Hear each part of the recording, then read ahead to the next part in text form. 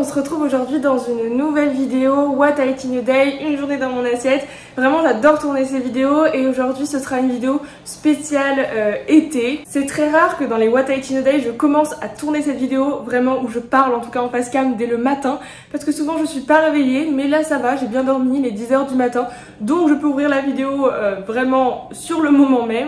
Il fait presque 30 degrés, même à 10 h du matin, j'ai super soif, donc on va commencer par boire un grand verre d'eau. Ça en réalité je le fais que ce soit en hiver, en été, à n'importe quelle saison, je m'hydrate toujours au réveil, c'est super important parce que après le jeûne de la nuit, on s'est déshydraté, donc c'est ce que je vais faire tout de suite. Je sais pas quel temps il fait chez vous, mais en tout cas ici à Lyon il fait vraiment très chaud, mais bon bref, on est quand même content d'avoir de la chaleur en vrai. Donc bref, on va commencer cette vidéo, comme tous les What I Eat in a Day, je le répète, ce sera végétarien parce que je ne mange pas de viande. On va commencer avec le petit déj parce que j'ai quand même assez faim, il est 10 h du matin, j'ai pas mangé depuis hier soir et ce matin je voulais vraiment quelque chose d'hyper frais et d'hyper estival et du coup je me suis dit que j'allais faire un smoothie au melon. Vraiment le melon, je trouve que c'est un des fruits en été qui est le meilleur, pour moi c'est un des fruits préférés, je trouve que c'est sucré, c'est hyper frais, enfin bref c'est juste trop bon et en plus c'est quand même un fruit qui est riche en eau, du coup qui va pas mal hydrater, donc ça c'est pas trop mal. Donc c'est ce qu'on va faire un petit smoothie au melon et je vais également rajouter un fromage blanc dedans pour que ce soit un peu plus onctueux. Je vais donc vous montrer la recette de ce petit smoothie au melon qui va être hyper frais et qui fait trop du bien pour un matin d'été. De la fraîcheur, c'est exactement tout ce qu'on veut en cette saison, c'est pourquoi on va réaliser ce petit smoothie.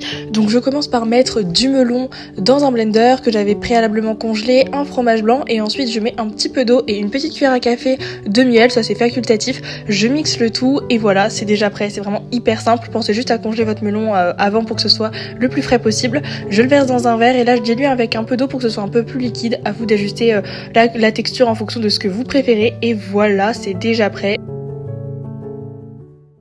Je viens de terminer le petit smoothie. En réalité je crois que je vous l'ai pas dit mais j'ai jamais testé. J'ai vraiment vu cette recette et je me suis dit que ça pourrait être trop bien. Donc voilà, alors là j'ai rajouté un petit peu d'eau à la fin, donc du coup c'est plus liquide que ça ne l'était parce que j'ai pas mis beaucoup d'eau dans mon smoothie, mais vous en rajoutez la quantité d'eau en fonction de la consistance que vous voulez. Donc là moi c'est plutôt assez liquide, mais au départ quand j'avais quasiment pas mis d'eau c'était beaucoup plus épais. Donc à vous d'ajuster la texture. On va goûter ce que ça donne. Le orange du melon il n'est pas hyper prononcé comme on a quand même mis du fromage blanc etc. Mais bon bref, en tout cas ça a l'air très bon et très frais.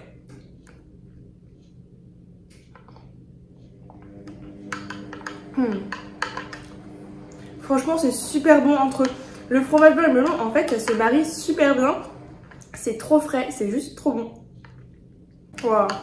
C'est pareil, j'ai rajouté du miel. Vous n'êtes pas obligé d'en mettre franchement parce que en vrai le melon c'est déjà très sucré.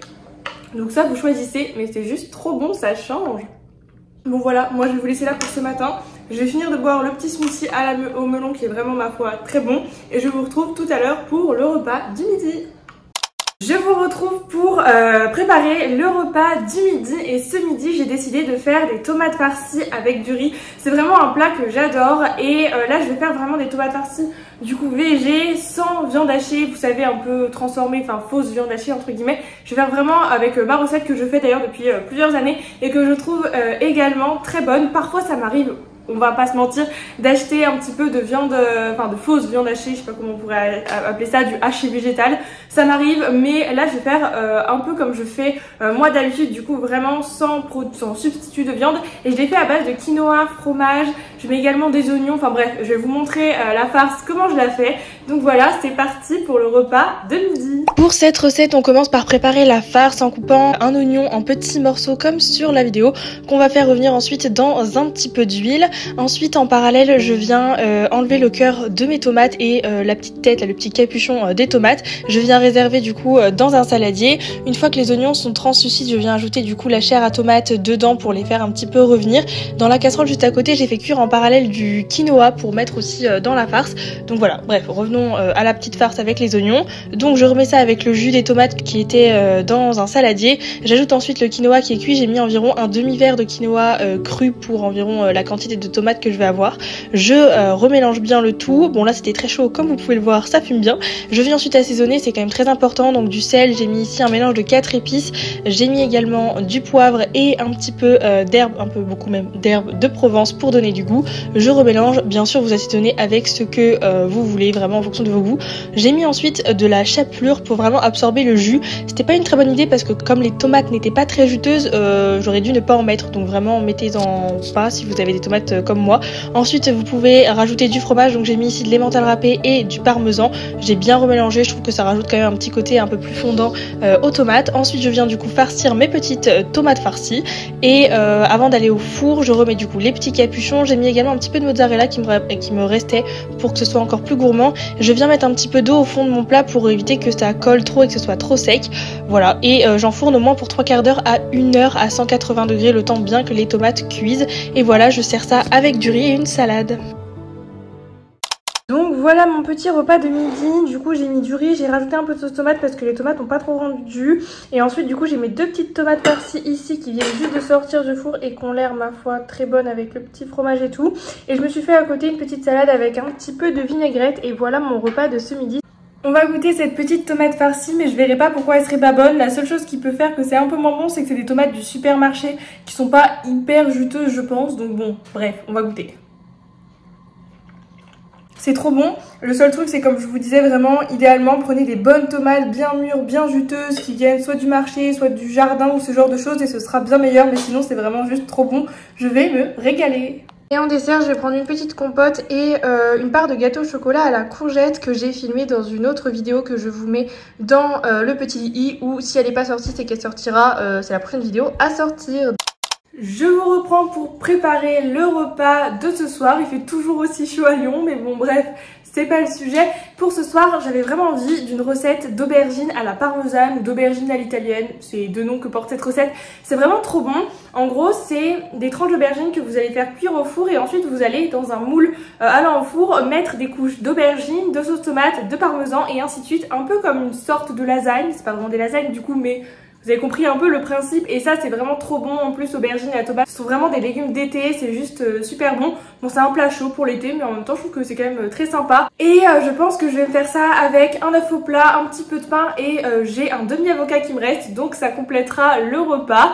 Et voilà, ça va être un très bon repas. Je vous montre tout de suite la recette et la préparation des aubergines à la parmesane et du repas de ce soir. Ce soir on prépare des petites aubergines, un légume bien de saison et d'été. Je viens commencer par éplucher un petit peu une tranche sur deux de la peau parce que c'est un petit peu amer. Je viens ensuite du coup la couper en petites tranches comme sur la vidéo. Je viens les placer sur une plaque de papier cuisson. J'ai un peu galéré pour que tout rentre mais bon bref, tout a fini par rentrer, c'est le principal. Je mets ensuite un filet d'huile d'olive par dessus et je viens les enfourner pour au moins 20 minutes à une demi-heure au four. Je les retourne à mi-cuisson comme sur la vidéo, c'est à 180 degrés que je les ai mis. Une fois qu'elles sont cuites, je viens déposer du coup les tranches d'aubergine dans le fond de mon plat. Une couche de sauce tomate, ici c'est de la sauce tomate industrielle, vous pouvez en faire de la maison, ce sera bien meilleur. Je mets ensuite des herbes de Provence, et ensuite je viens mettre du parmesan par-dessus et je vais réitérer l'opération en remettant du coup une couche d'aubergine, une couche de sauce tomate et pour terminer une dernière couche de parmesan. J'ai mis un petit peu d'eau vu que la sauce tomate était un petit peu épaisse pour pas que ce soit enfin que ce soit plus liquide quoi. Et ensuite j'enfourne à 180 degrés 15-20 minutes jusqu'à temps que ça cuit et voilà le résultat. Bref, ensuite je vais manger ça avec un œuf au plat, donc c'est exactement ce que je me suis fait. Je vais pas vous apprendre à faire un œuf au plat, c'est pas très compliqué. Je l'ai assaisonné avec un petit peu de poivre. Je mets jamais de sel avec mes œufs, mais bref, vous mettez comme vous voulez. Je viens dresser ensuite avec un avocat et voilà, le repas est prêt. J'ai servi ça du coup avec les petites aubergines. On va goûter les petites aubergines à la parmesane. Bon, c'est pas du tout la première fois que je fais cette recette, donc normalement c'est bon. D'habitude, je fais ma sauce tomate un peu moi-même en mélangeant des oignons, des tomates et en faisant cuire. Là, j'avais pas trop le temps, donc on va voir quand même si c'est bon. Normalement, oui, j'espère. Franchement, si, c'est trop bon. Et j'ai utilisé la sauce tomate au basilic de chez Barilla, si jamais ça vous donne une idée. Et franchement, c'est juste trop bon. Voilà pour ma journée dans mon assiette, j'espère vraiment que vous avez aimé. Moi en tout cas j'adore tourner ces vidéos, je trouve ça trop cool, j'adore réfléchir aux recettes, vous les faire, enfin de toute façon j'adore cuisiner donc c'est vraiment génial. Et j'espère que cette thématique un peu estivale vous aura plu. En tout cas si c'est le cas n'hésitez pas à liker la vidéo, à vous abonner et à me laisser un petit commentaire. Si vous avez des idées de vidéos que vous voulez que je fasse dans les prochaines semaines, n'hésitez pas également à me les dire dans les commentaires. Toutes les recettes de cette vidéo sont vraiment délicieuses, enfin dans tous les cas le but c'est pas de vous montrer des recettes que je n'aime pas, même si dans un What Tasty Day il se peut que des fois on mange des choses qui soient pas ouf, ça peut arriver, faut être honnête aussi, mais en tout cas toutes les recettes d'aujourd'hui étaient vraiment juste délicieuses.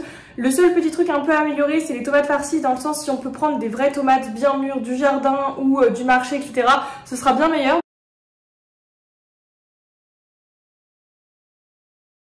Pour ceux qui ne le sont pas, bon courage. Moi je vous dis à très bientôt pour une prochaine vidéo. Je vous fais plein de gros bisous. Prenez soin de vous. Bye!